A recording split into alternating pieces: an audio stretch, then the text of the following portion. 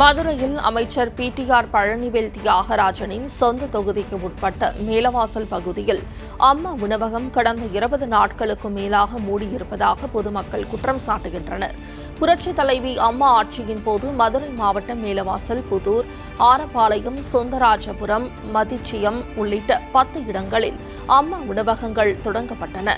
நாள்தோறும் ஏராளமான ஏழை எளிய மக்களின் பசியை தீர்த்து வந்த அம்மா உணவகங்களை திமுக ஆட்சிக்கு வந்த பின் பராமரிக்காமல் மூடி வருகின்றனர்.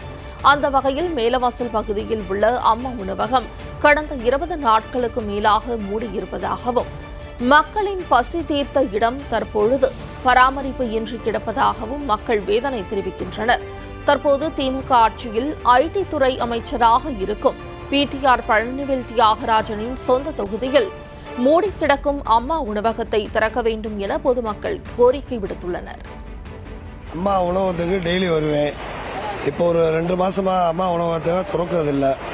என்னன்னு தெரியல. ஆளுங்கட்சிக்காரவங்க இதை அரசியல் ரீதியா இதை தடுத்து வச்சிருக்காங்க.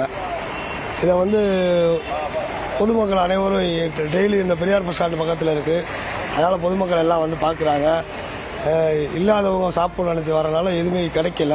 அம்மாவோட உணவகத்துக்கு பொதுமக்கள் ஏழை எளியவர்களுக்கெல்லாம் சாப்பாடு இதெல்லாம் கொடுத்துக்கிட்டு இருந்தாங்க. ஆனால் 1 மாசமா பூட்டி வச்சிருக்காங்க. இதனால நிறையா பேர் ரோட்டில் இருக்கவங்க இவங்களாம் ரொம்ப சிரமப்படுறாங்க. இது என்ன காரணத்துக்காண்டி போட்டாங்கன்னு தெரியல. ஆனால் இங்கே வரவங்க சாப்பிட வரவங்க எல்லாருமே ஏழை எளிய மக்கள் தான். மேலவாசலில் தான் நான் குடியிருக்கேன். இந்த அம்மா உணவகத்தினால ரொம்ப 10-15 நாள் ஆச்சு அடைச்சு. ரொம்ப ஜனங்க சாப்பிட்றதுக்கு திண்டாடுறாங்க.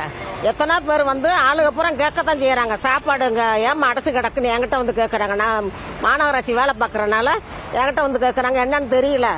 அதிகாரிகிட்ட கேட்டு வேணா உங்ககிட்ட சொல்றேன் அப்படின்னு சொல்லியிருக்கேன். ரொம்ப கஷ்டமா இருக்கு. இந்த ஆட்சி போல எந்த ஆட்சியும் இப்படி பண்ணுனது கிடையாது.